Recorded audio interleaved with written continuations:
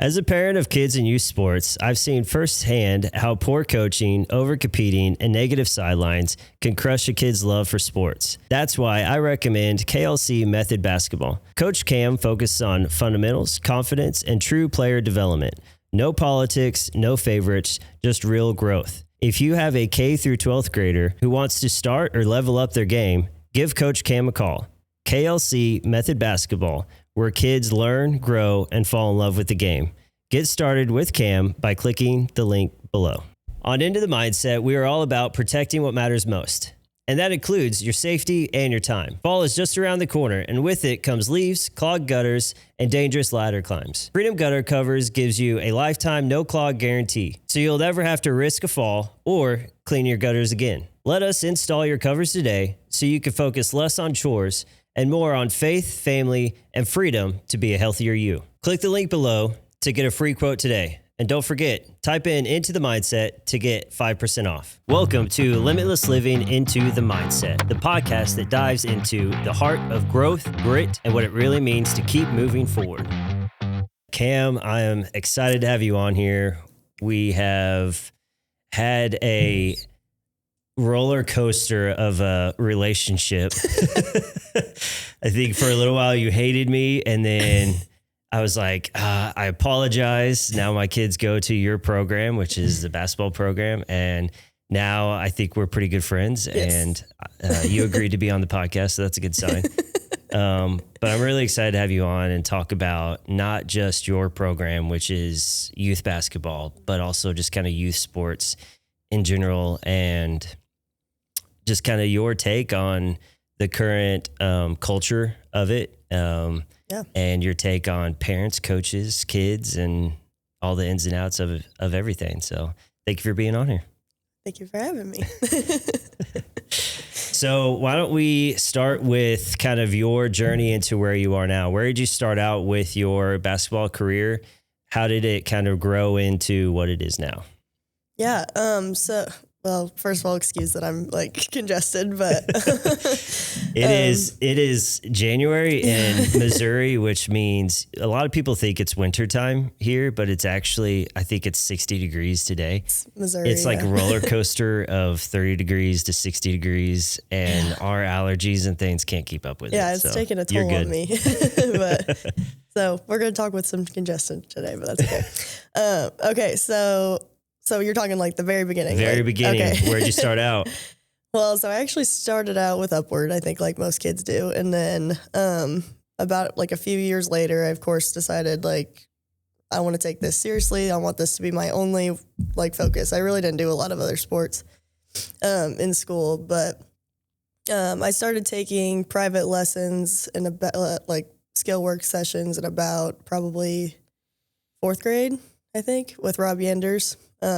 Heath Sitton, I had a few, but my main one by the end was Rob Yenders, and that's with Yenders Law, right? Yenders Law, yeah. Yeah. Yes, he was amazing, but he always told me I was going to be like a 4-lifer. But he sadly passed away, but because of him, I always knew this was probably a path I was going to end up on, long story short. So, after my wedding, Rachel Carr reached out to me to do some private lessons on the side because she saw me at my wedding, and for some reason at my wedding she thought that'd be. But anyway, so I started out just like doing a couple of private lessons a week. I was like, well, I'll just do this as like a side hustle for now and just kind of see where this goes. And it just, I mean, honestly, like I spent most of my days just simply like that first 2 or 3 months, just literally responding to people to try to get them spots, like almost all day, every day. Like it kept going and going and going. And to eventually the girls basketball coach at Lebanon reached out to me and asked if I wanted to start a second grade girls team. And I was like, yeah, let's try it. Because teams really wasn't on my mind back then. I always just had a passion for the skill work side. So, started that second grade girls team. They honestly did great. I still have most of those girls actually a year later, but then just slowly it long story short, just spiraled into about every single age group at this point. So Yeah, I think kind of looking at it now, you range from K through probably middle school. high school, Do you have high school? some college too now. Yeah. Some college that you're working skill work on. But as far as teams go, I think, are you up to middle school now with teams, or are you still like just Yes, up to middle up school. to middle school with teams? Perfect. I know when we started, which was, I think it's just under a year ago with you, we went through a different program with our oldest son, but now with our two littles, we found you and absolutely love it. So we've been with you for just under a year now, and just seeing it grow from, I think you had like up to like maybe fourth grade or something when we kind of started out. And then now you're, like you said, you're up to middle school now. So that's really cool. All growing quickly as far as the teams go. And yeah, when we first kind of started this journey with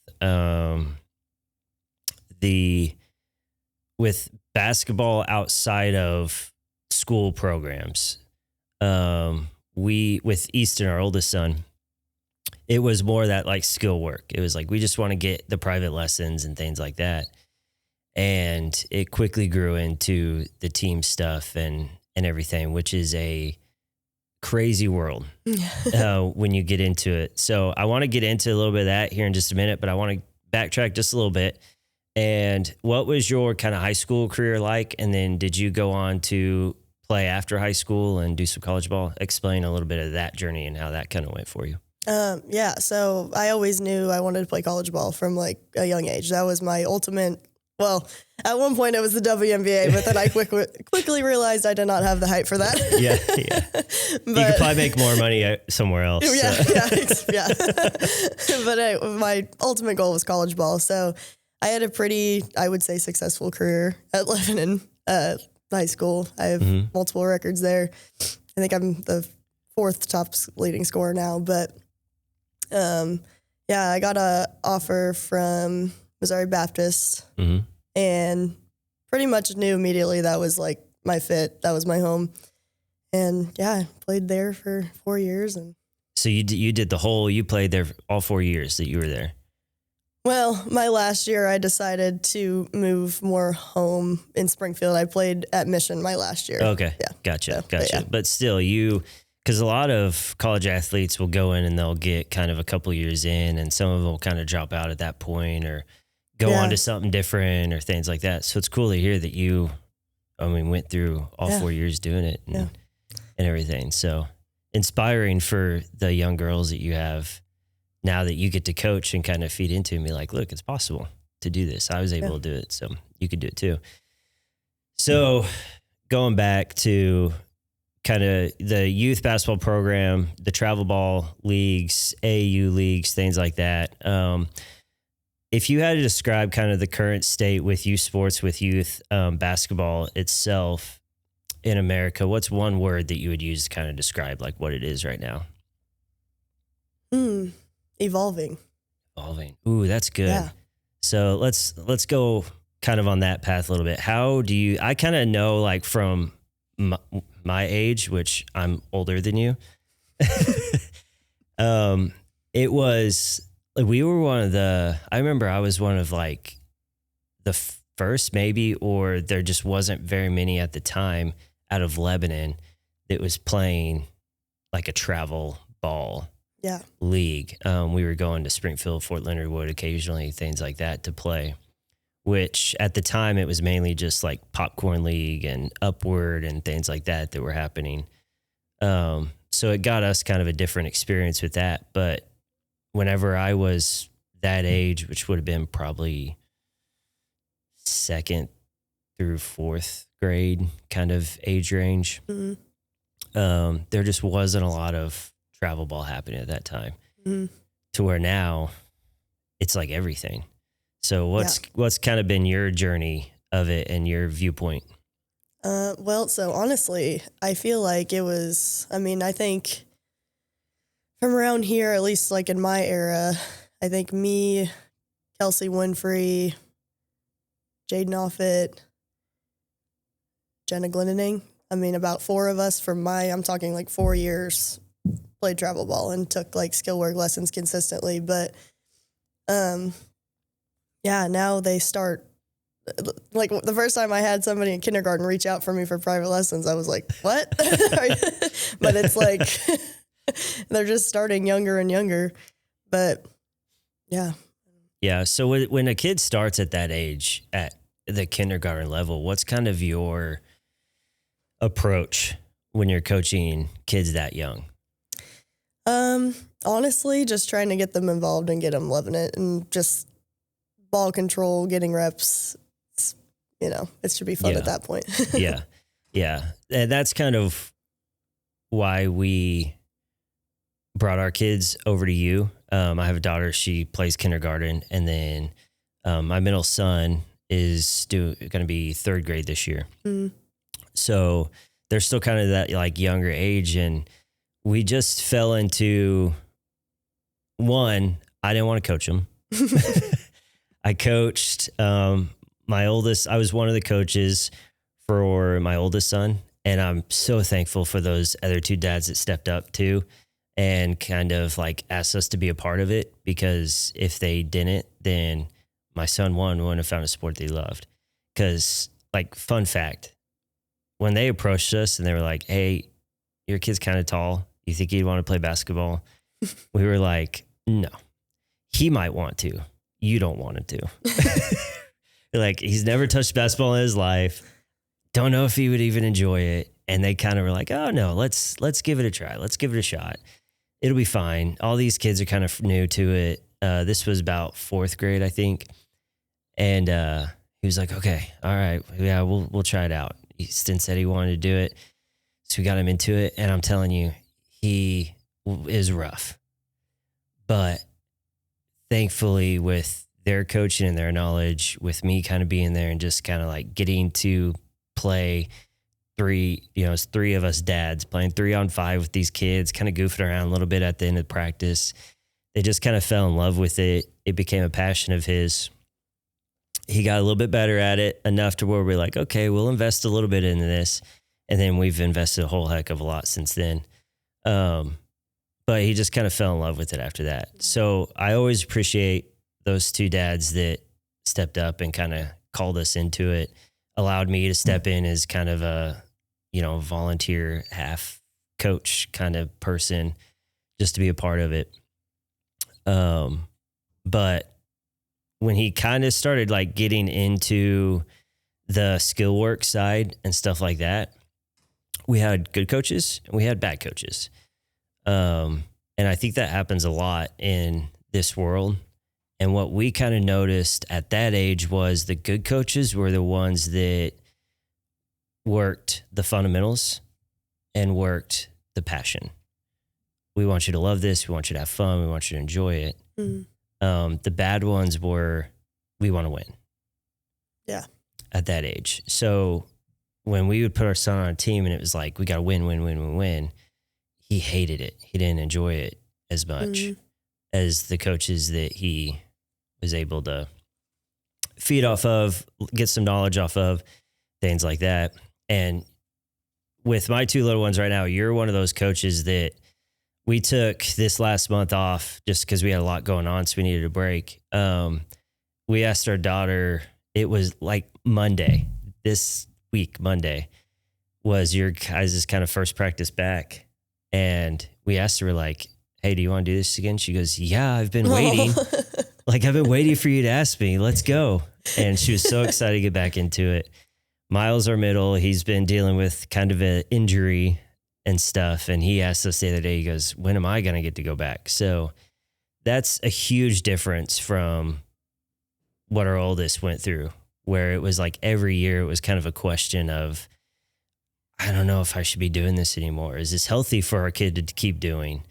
And for his mental health, because it just, a lot of times he was kind of broken down afterwards. So appreciate you for that. And I'm talking a lot. You should be talking more about this, but I just want to that's my way of showing my gratitude towards you for what you've been able to do with my kids. And I see that, but your program continues to grow because of that right there. Thank you.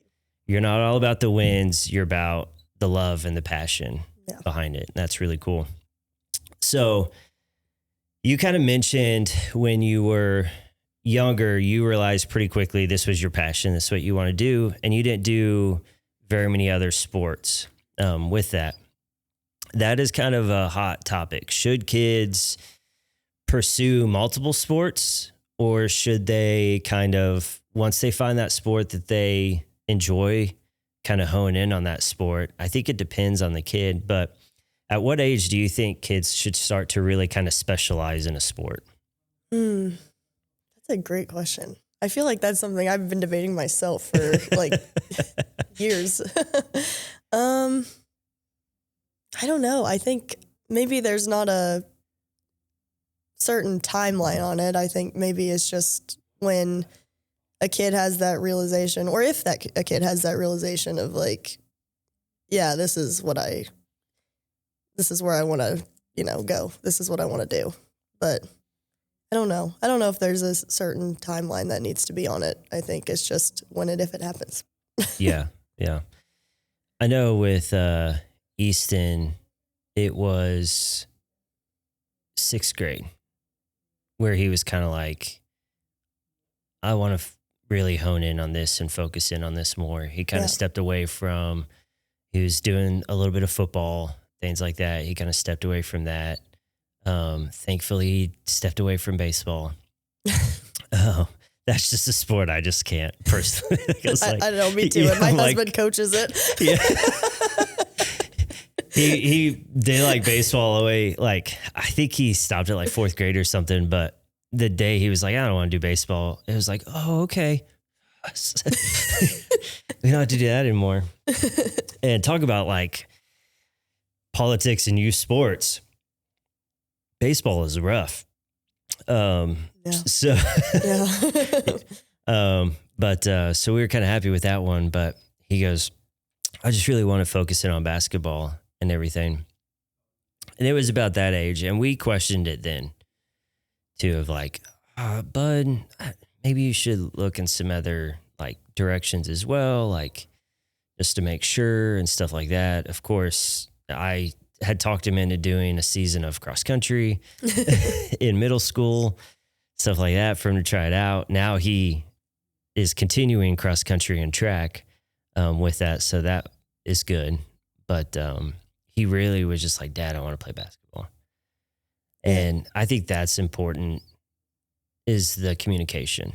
Mm-hmm. So for you, how important do you think it is for parents to have those conversations with their kids? Are they comfortable with this? Do you want youth basketball programs, really youth sports, volleyball, baseball, typically goes year round these days. You can be traveling and be on the team year round for the most part. It's not only a burden financially on families, but it could be a burden on the kids as well. So what's kind of some advice you give to the parents of, make sure you're talking to your kids, that they want to be involved with it, things like that. What's some of that advice you kind of give out to the parents? Yeah, absolutely. I think it is important. I think sometimes a lot of parents maybe don't ask that of their kids because they, I don't know. Let me think about this one.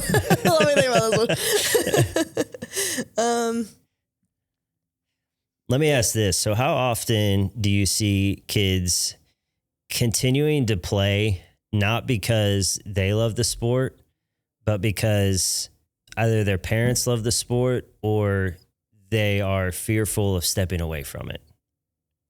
Oh, that's interesting. Yeah, I would say, in my experience, I have a lot of kids that love being a part of my program and being a part of my team, but I do have some kids that don't love basketball.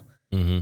So as much, but they love the environment. So, So what are some of the conversations you're having with those parents? If you don't mention names or anything, but just kind of some of the advice you're giving to those parents of, I could see your kid might not be as motivated as the others, but they have fun when they come here. Are you kind of like honing in on that fun side for them?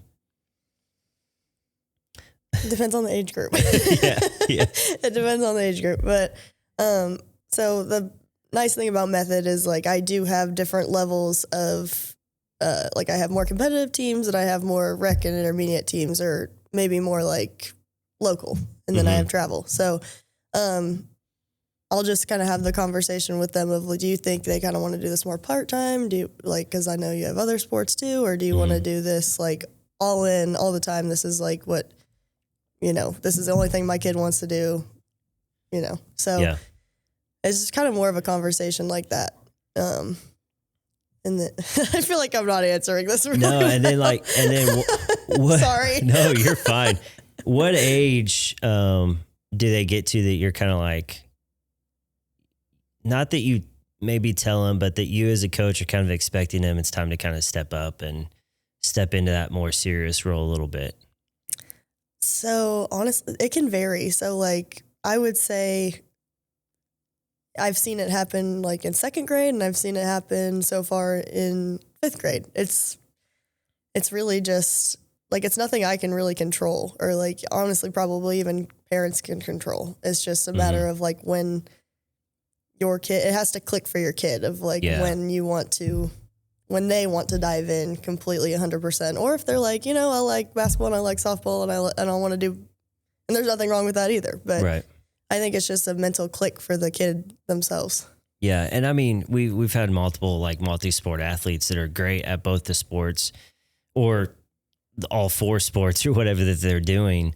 But I think it's just kind of like what you're saying, that mental click or switch in their head that kind of is like, oh, Yeah. I have the potential to be, I might be good at this, but I have the potential to be great at this if I really lock in and focus in and stuff. And I saw that with our son probably about like that 6th grade, 7th grade mark, where it was kind of like, if I really focus in on this, I could have a chance. Yeah. And man, I mean, lock in moment from there. We were doing the year round stuff, but prior to that, it was like every, 2 seasons, maybe a year. Yeah. Type of thing. With the kids starting out younger, in kindergarten and stuff like that, do you feel at times parents are putting a little bit too much pressure on the kids at that age? Yes. So what's some advice you'd give a parent who's kind of trying to navigate, should I start my kid at this age? How do I know that, one, it's okay to start them at a young age, but then what are my boundaries as a parent to make sure this is safe for them and I'm not overstepping? I think for me, when I first started, I mean, a year and a half ago now, when I first started, there's almost like an underlying pressure to not get like behind, because the truth is when you're not playing, another kid is, so, but at the same time, it's okay to step back for a month. It's okay to, and that's something I didn't really give myself as a kid either. So this is something I realized once I started coaching. I mean, I didn't give myself, I had a little bit of burnout because I didn't give that to myself. So this is something I had to learn more as like an adult. It's okay to step back and enjoy the holidays. and like, it's okay. They're babies. They're not going to get behind.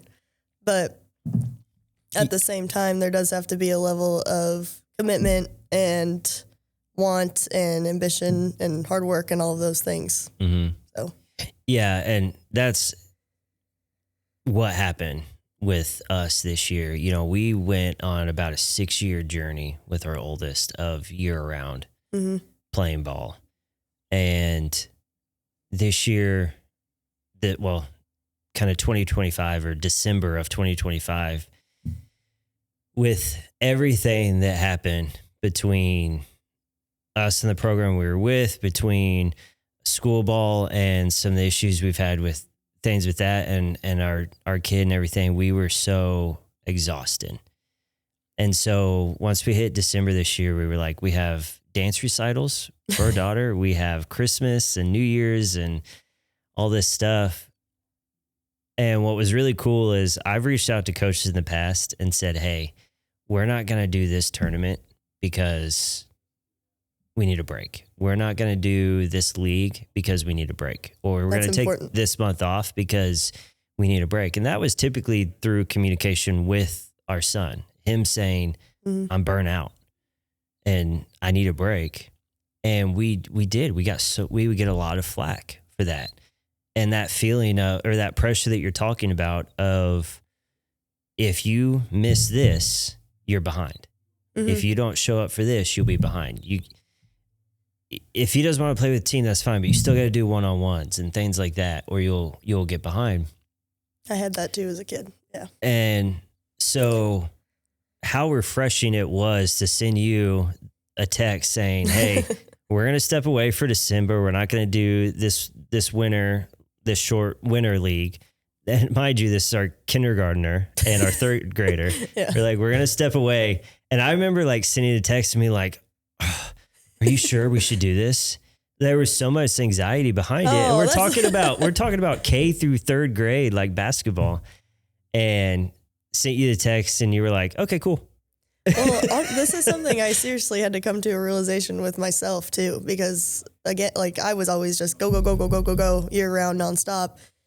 Partially, totally not my mom's fault, totally my fault, because I felt that pressure as a kid. So when I first started this, I was like, we got to go, we got to keep going, we got to, whatever. And that's great for the kids who want to also. But, I would even the last few months, I've realized wow, it's okay to take a break. That's all right. Yeah. I think you just went on a little mini vacation kind of thing and got away for a little bit. You, not too long ago, you and your husband had your anniversary where you guys kind of did a weekend away, I think, something like that. So those have to be nice too. That has to be part of it as well, because you get burned out too as a coach. Yeah. So one day my mom looked at me and she was like, Cam, you're going to your 20s are going to go by. You're not, at one point I was literally doing basketball 7 days a week. Yeah. It was bad. I feel 20s are use that ambition. You're young, you can go and just, you don't have to sleep. You don't have to do that stuff because later on you're going to want to sleep. It's already caught up with me a little bit. Yeah, trust me, 36 and I want to sleep a lot more than I did. I wish I could go back to my 20s and be no, I'm not doing that. I'm going to bed. But at the same time, you have a life to live.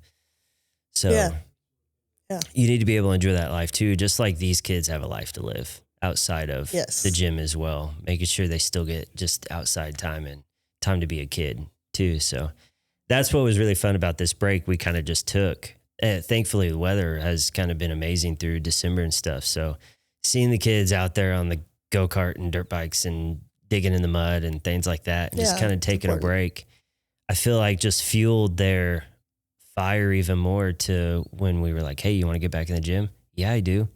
Yeah. And they're ready to get back in. And you know what? Sutton, she came in on Monday and she didn't lose anything. I feel people think they're going to lose, what they've learned. But we're talking about kindergarten here.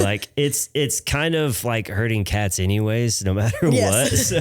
Yes. But I think there's just a pressure. I think parents, and me at one point too, you think they're going to lose everything they learned in this, and it's. So what advice would you give the parents who are kind of trying to navigate that with their kid? What should they be communicating with their kid through that process? It's something I'm still learning myself too, because I had that mentality instilled in me of, again, not by my mom, but just I have to go, or I'm not going to be able to play college ball, or I'm not going to. I think it's the culture of not just basketball, but of most sports nowadays is, like you said, that mentality of if you're not, I say it to my son during the summers and stuff. I'm look, every day that you're not out there running, your competition is.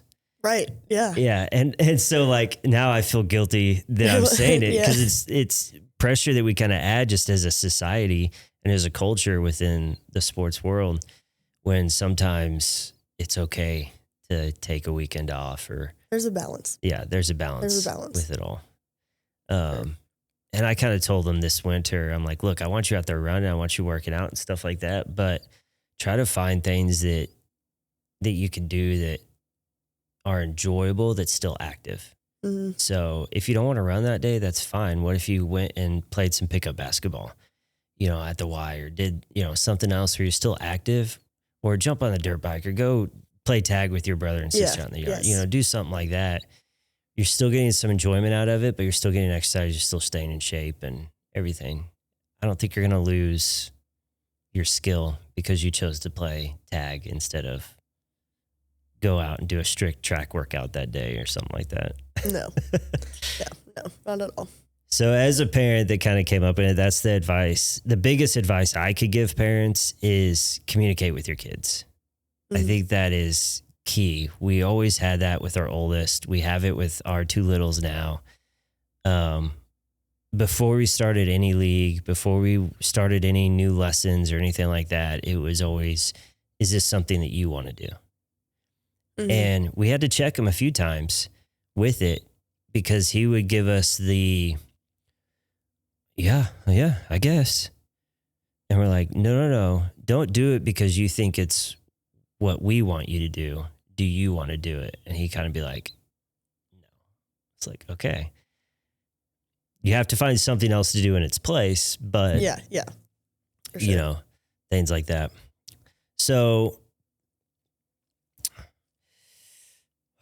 what is one of the most damaging things you see well-intentioned parents do in youth sports?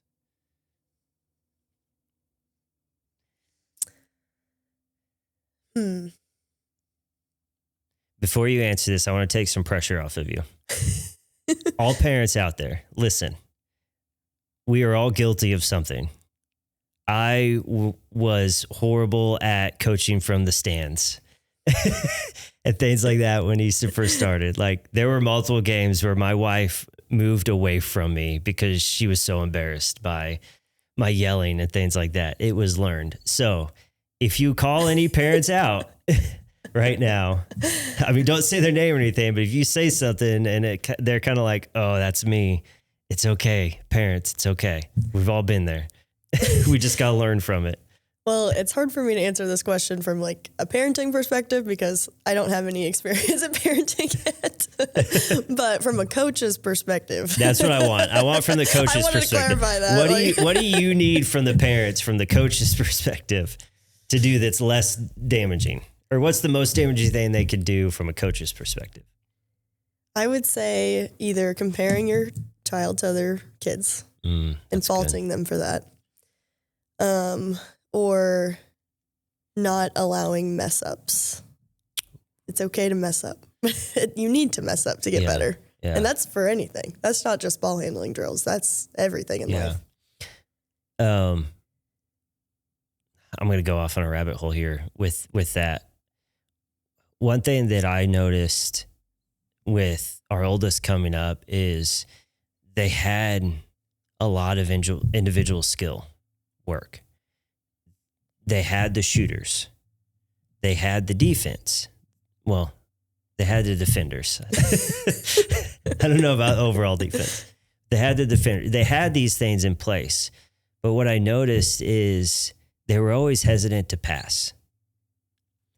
And viewing that from like outside perspective, I remember my coach growing up had that same mentality of at practice, it's okay to mess up. Mm-hmm. Because some of the passes, like the good passes, are the ones that you do during the game that gets everybody hyped up, and it's just an insane like pass down underneath and in between two defenders, and those don't happen unless you've practiced them. Yeah.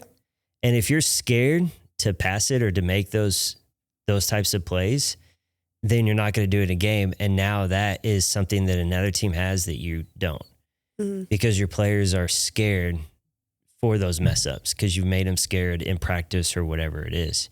There were a lot of times we were having to tell our son, like, no, like you have to try to make that pass at practice, because if you try to do it during the game, it's not going to go well if you haven't practiced it yet. So it's really good to hear you kind of mention that is it's okay to make mistakes, especially in practice. I encourage it, actually. Yeah. I mean, we're learning from our mistakes every single day. Why wouldn't we expect the same with our kids? Absolutely. That's what I've never understood, parents or coaches, like when they chew out their kids for making a bad pass or having a bad game. They're not trying to have a bad game. Now, not hustling, that's a different story, but they're not effort, but, giving effort. But, I think that just chewing their butt for things like that, like in the car ride home or thankfully I never experienced that from my mom. And I think that's why a big reason why my love was able to continue through my whole career. Yeah. I never felt that, That was another thing. Thankfully, my wife is a big advocate of conversations with our kids. Because that was something, I grew up with. My parents weren't like super strict on me and things like that, but I had the strict coaches. I had the coaches that kind of would get on your butt if you weren't, doing certain things or if you messed up and stuff. So I kind of thought that was how you're supposed to coach. And so when my son first started in this and we'd have a bad game and stuff, and I noticed every little mess up, I always started it with the positive, which is what you're supposed to do, right? But then I would follow it with, dude, you got to work on this. Like, what is going on here and stuff like that. And it took us about a year and a half, maybe even 2 years of kind of that process and me doing that same thing before we all sat down together. And he was like, Dad, I don't like when you do that. That doesn't help me. Like, I already know the things that I messed up on. I don't need you reminding me of it. Of course, he said it in a nicer way, but he's like, I already feel bad about myself. And so that just makes you feel even worse. And it scares me, like going into the next game, like, what am I going to mess up next? And immediately I was like, I'm sorry. So parents, we're not perfect. So like take this information and use it because that was something we had to learn the hard way. And a big reason I wanted you to come on here is because I want those parents that are just starting out with this process to be able to learn from the stuff that we had to figure out the hard way. I remember I was crying. Like we got done with that conversation. I had to go to the other room because I felt horrible. But in the moment, I thought I was doing the best thing for my kid. And thankfully, now I figured out the hard way, but with your advice, parents can now see that as, oh, yeah, I should be more of a support system. Let the coach do the coaching. Let me be the support system and the encourager. That's like, we get to do the fun part. You have to do the hard part. That's what we pay you for. Like, you got to be the one to be like, all right, we need to work on this. But when they get into our car, when we get home from a game, we should be the encouragers. We should be able to say all the good things, and we're the safe zone for them when they get home. Yeah. And there's a difference in like conversation of like, I think we could have done this better in the game, or I think you could have, if they ask maybe, or I don't know. But then there's a difference between like, hey, I think we could improve here. Then what the heck were you doing? There's just a difference. Like, not that the conversations maybe like shouldn't be had, but I don't know. But my parents made me feel safe in the car ride home. And, I just think that's important. Yeah. No, I love that. So you kind of got into it a little bit there. But when you have players on the court, especially young players that you primarily work with on the court or in the gym, what do you think kind of separates a coach who truly develops kids and a coach who is just looking for wins? Oh, I love this question. That's a good question. What separates? What separates, yeah. Okay, so, and I think that this is, first entering the AAU world from this side of it, this is something I also had to learn through the process. But I've witnessed some coaches just, again, like chewing kids out for like messing up because it makes their program look bad. But if you're doing this for anything other than to make your kids better people, good people, or giving them like a path through basketball, whatever. Or if you're doing it for anything other than the kids, then you're in it for the wrong reasons. If you're in it to show your parents how good at basketball you used to be, or or make money. Yes. Then you're in it for the wrong reasons. Like you should be in this for nothing but the children. Right. Yeah.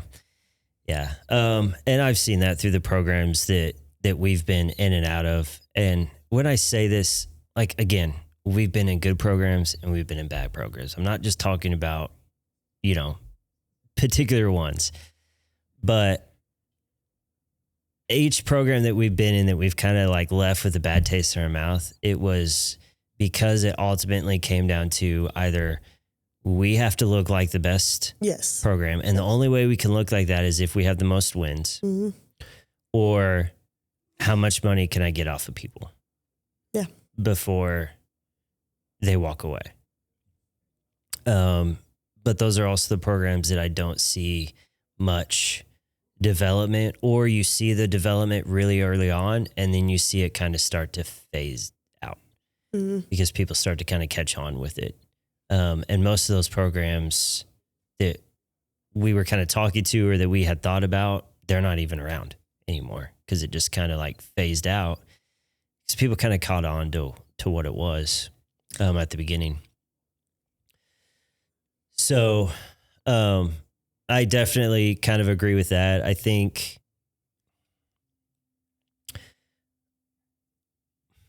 what is just kind of an example, you have a player that goes out and they have, a bad pass, or not even a bad pass, because like those mistakes happen. You can't, although I've seen it, but you can't fault a player for one mistake. So what if you see one of your players go out and they're just kind of having like a series where it's just kind of like, whoa, what's going on? Like there's something physically, they're out there hustling, they're working their butt off, but like their mental game is just kind of off that day. So you bring them out of the game. What are you kind of telling them? I think I make it a point. So, okay, not to keep using myself an example, but I feel, and not at any fault of my coaches. I had great coaches. I really did. School ball and AAU. But in my like younger brain, I feel like I would associate like bad games with almost like being a bad person. Like it made me feel like a bad person. And this isn't something I realized till after I was done with college ball. Like, you know what? Like those bad games did not define me. It was just a number. I don't remember 90% of the games or bad passes I had. Yeah. By now. But anyway, my kids they know like it's okay to mess up. They know that from the very first day they walk into the door. But if I pull them out of the game, I'll just be like, hey, it's fine. Like it's all right. Like just sit down I just have them sit down, and I don't necessarily scream at them or anything. But usually my kids feel safe in my program, and that is something I take pride in. So I guess I just really don't have to say a whole lot. They just go and sit and think about it, and they go back in, and they're usually 90% of the time they're fine.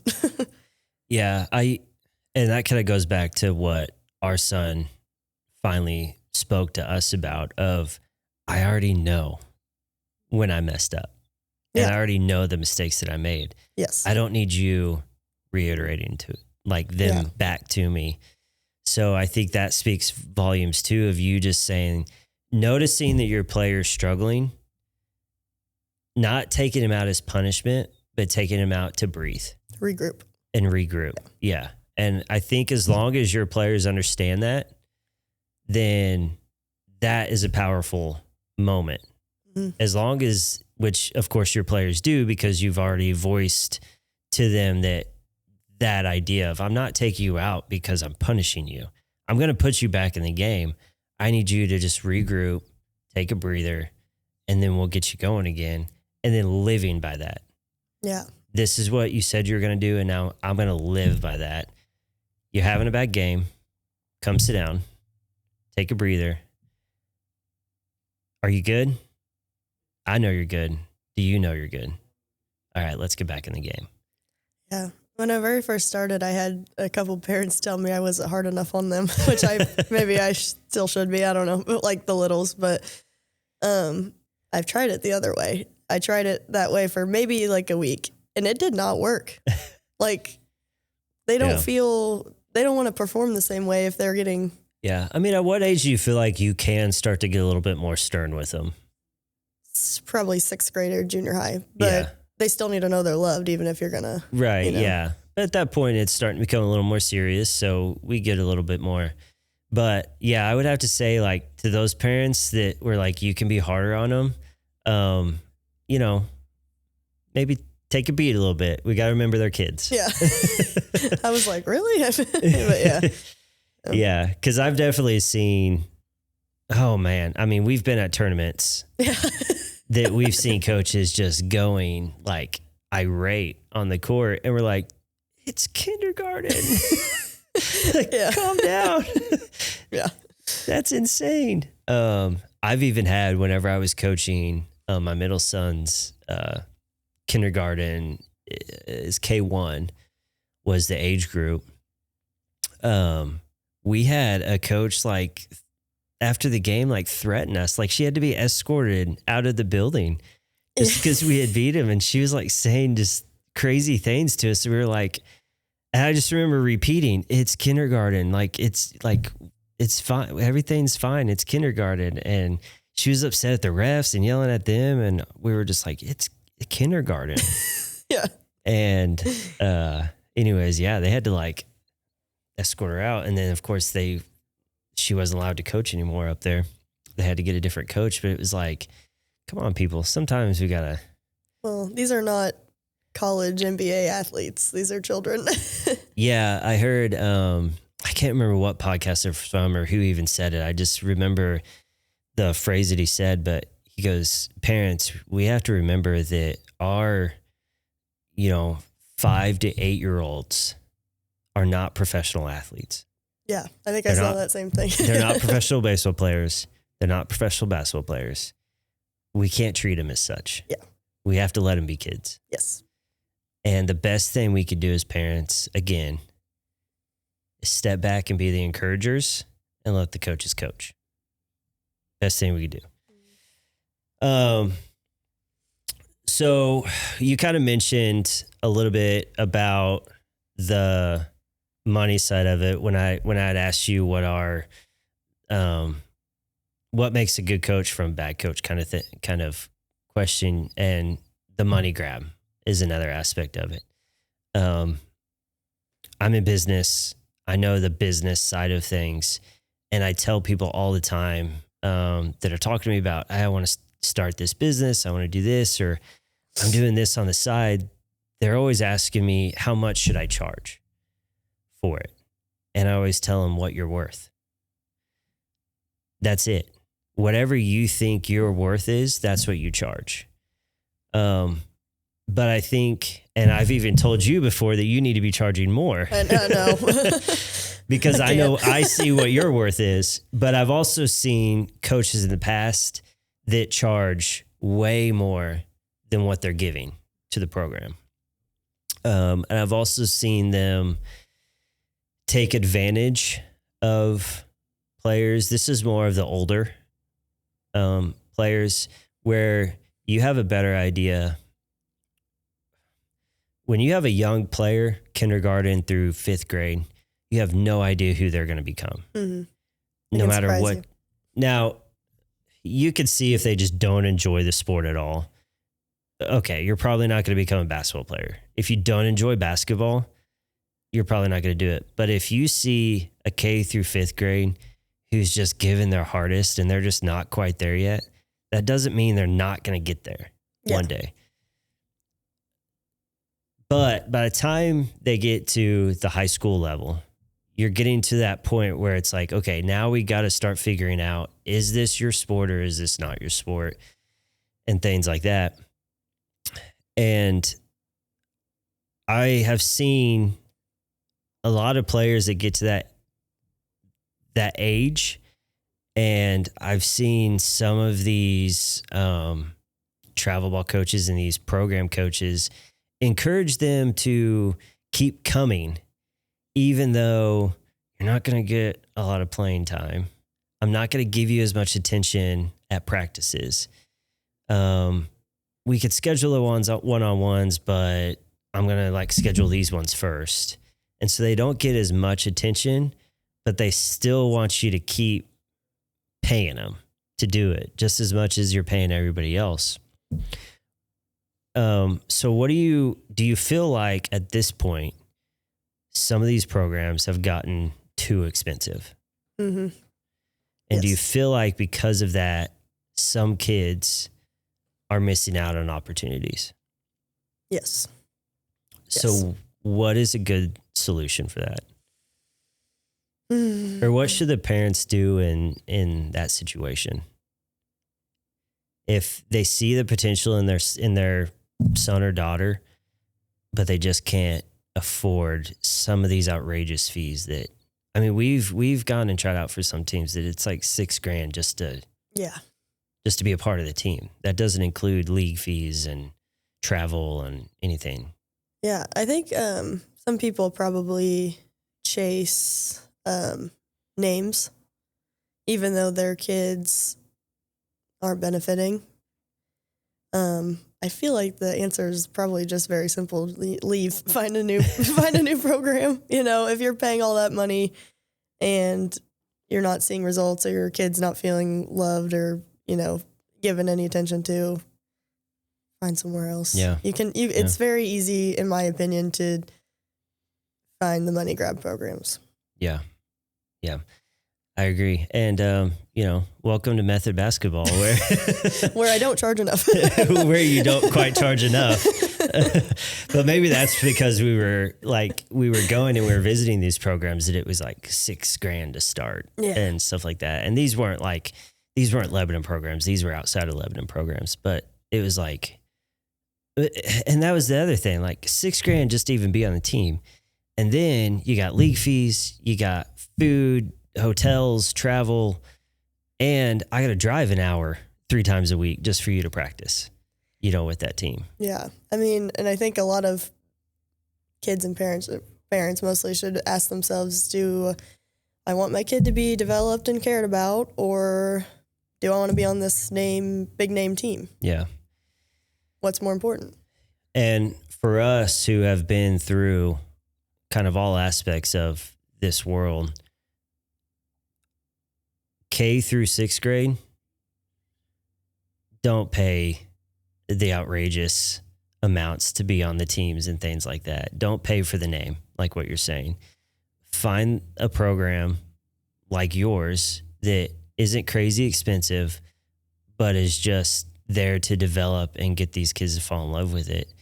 And then if they want to, as they go into middle school and high school, if they want to keep doing your program, but if they want to go and try a larger team or a larger organization or kind of follow the name a little bit to get a different perspective, I think that's okay.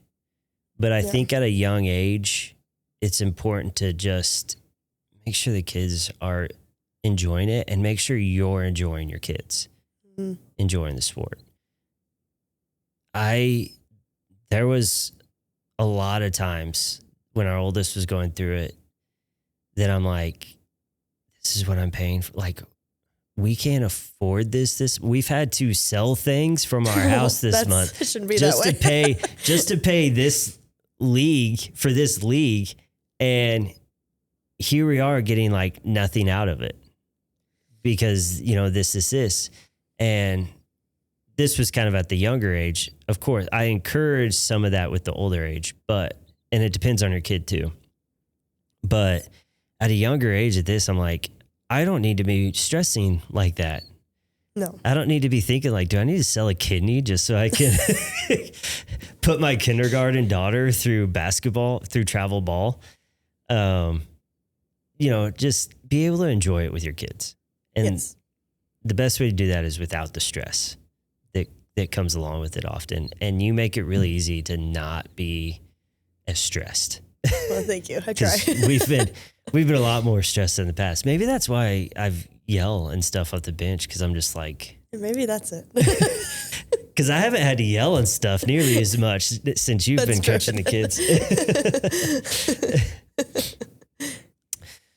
So we've kind of already talked about this, but at ages 5 through, well, I have on here 5 through 14, but I think we can even go younger than that. I mean, what is sixth grade age now? Is it like 11? 11, so yeah. 12. So between the ages of 5 to 11, 12, 13 years old, do you think winning should be one of the main priorities? I don't know if priority is the right word. I definitely think you want to, I mean, obviously you want to teach them that we're trying to win the game. You are. It is an important part.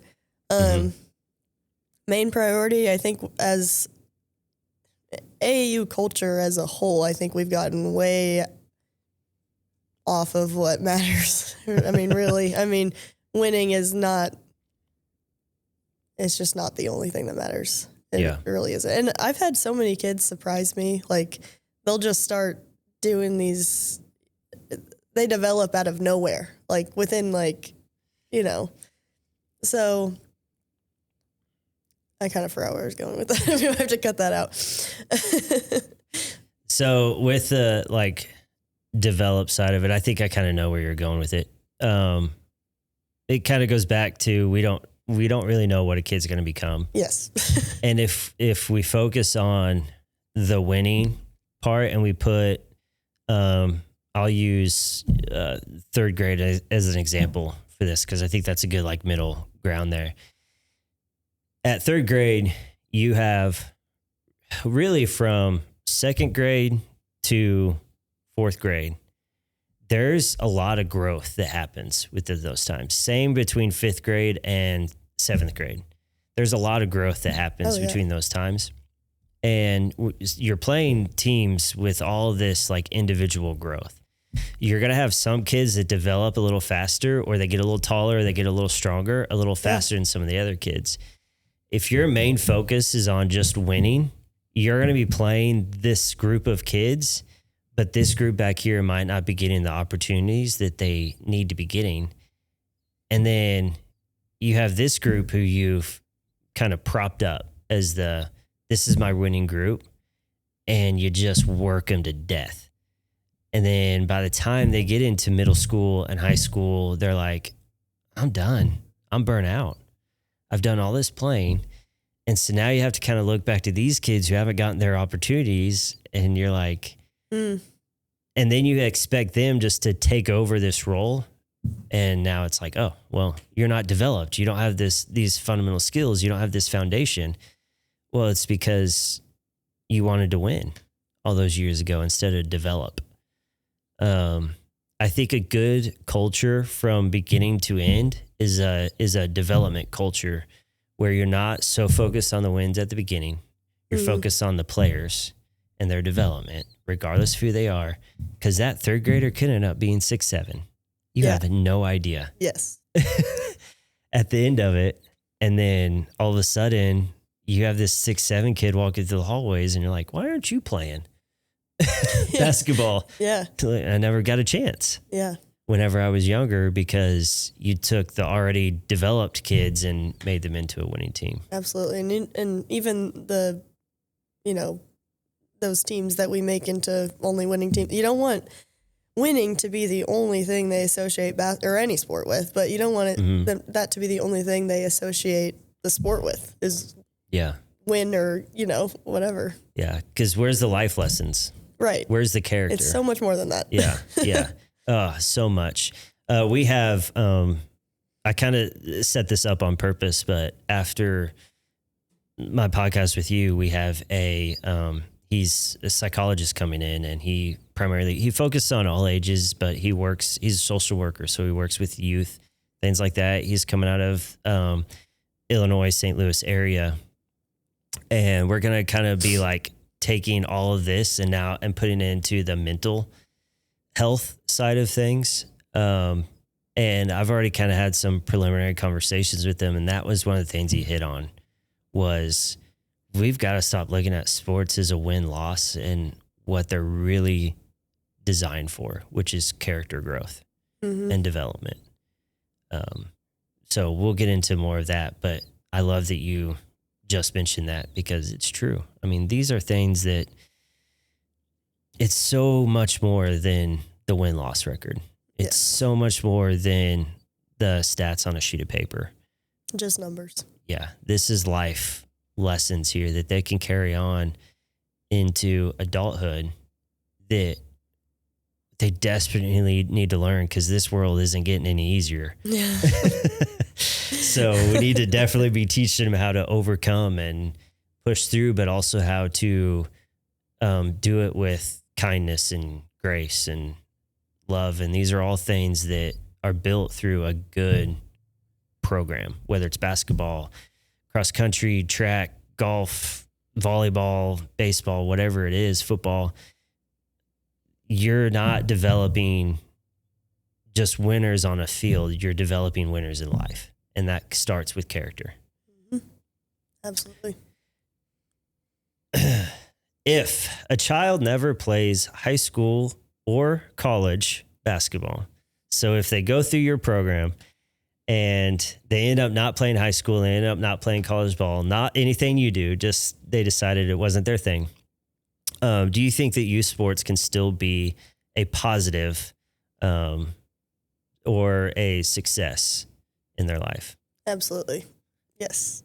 I think, well, I mean, sports in general, but it just sets you up for life in a different way. It teaches you work ethic in a different way.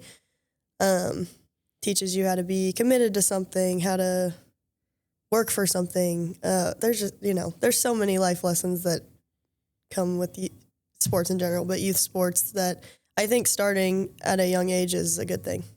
Yeah. Because again, I mean, yes, for a lot of kids, the end goal, like me, is college or a good high school career. But I think the overall thing is like, sports end, college ball ends. It all ends at some point. Like, I think the most important thing is what kind of person did you become out of that experience? I don't know. No, I agree 100%, except for one of my arguments that I always tell kids whenever I'm trying to recruit them into running is I'm like, listen, all right, here's the deal. You will get to a certain age where you can't dunk anymore. You will get to a certain age where you can't take a hit or play on a football field anymore. You're going to get to a certain age where you can't dive on the volleyball court anymore. But I have ran a lot of marathons where I've been running next to or even passed by a 90-year-old. So running is something that you could do for a long time, way longer than a lot of these other sports. That is valid. But back to your point, I could have used that as my one of my selling points for and then they're like, I don't want to run my whole life. I'm like, oh, okay, yeah, that's true. Running sucks, yeah. But I love it. But kind of back to your point, it does just kind of, lay that foundation for not just whether they want to go to college or anything like that. It's a great ambition to have and would never try to discourage that, but still get into youth sports because your kids are going to learn so much from it. Yes. Still, and that's any sport. I'm not even saying basketball. Football. Wrestling's kind of gross, but if you want to do that, that's fine. The rest of my family's big name wrestlers here in town, all that stuff. I always thought it was kind of gross. I didn't really see the point. But, get your kids involved in something because it's just going to make them become better adults. And each year we're growing in sports. We have fishing now and archery and all these other things too that your kids get involved in. If there's not something in school, then there's something outside of school. Get him involved in a lifting program or get him involved in karate or boxing or, something that's outside of the school right now. But have him involved in some type of discipline that's going to shape and mold them for the rest of their life. Because, geez, we need some shaping and molding. I don't know. My generation, I don't think there was enough shaping and molding. I probably say the same thing about yours because you're Gen Z, right? So kind of. I think some scales I'm millennial and some I'm Gen Z. I don't know. But somewhere. But yeah, just the hate and the arguing and the diversity and everything that's happening right now. It's like, man, some of you needed to play a team sport. Yeah. So you could understand there's always different opinions and things like that, but you can still work together and come out on top. Learn to be a team. Yes, you can always be a team. If youth sports were truly about the kids again, what would look different? I think it would look a little bit more like it did when I played.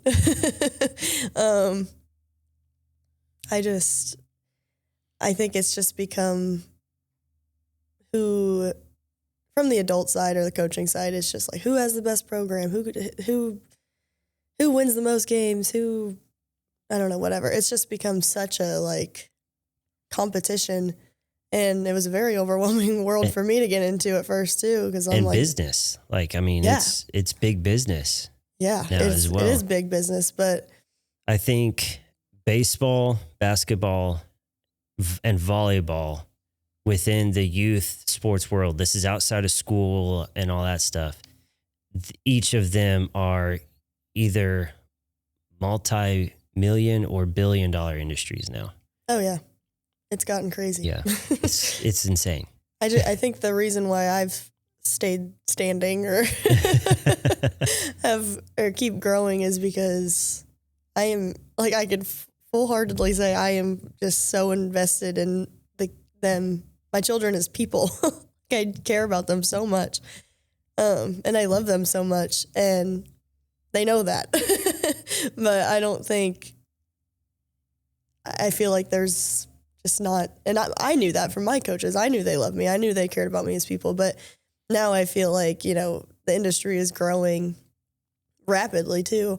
Mm-hmm. I just don't think that's as much there. I think there's not as much investment in every kid. Yeah. The hardest part with business growth is ethics. You want to be big business, people think you got to be cutthroat.